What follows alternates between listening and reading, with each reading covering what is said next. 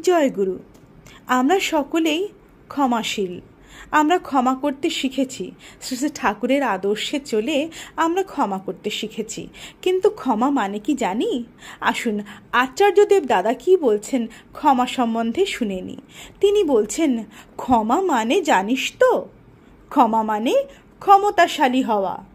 যে আমি তোর দ্বারা আহত হই না, তোকে ভেবে আমি জর্জরিত হই না, এতটা আমার সময় নেই। আমার সময় হচ্ছে আমাকে নিয়ে, যাতে আমি ঠাকুরকে নিয়ে পাগল হতে পারি। আমি অসীমের অভিযাত্রী, এইটা যেই ভাববি, এইটা যেই বিশ্বাস করবি কোনো মতে, তখন তোর মধ্যে থেকে তিনি উদ্ভাসিত হবেন। এটাই নিয়ম। সারা বিশ্ব ব্রহ্মাণ্ডের যে অসীম ক্ষমতা, সেটাকে বিজ্ঞান বলছে কসমিক, সেটাকে আমরা ঈশ্বর বলে চালাই। সেটা তোর মধ্যে জাগ্রত হয়ে উঠুক। জয় গুরু। সবাই ভালো থাকবেন।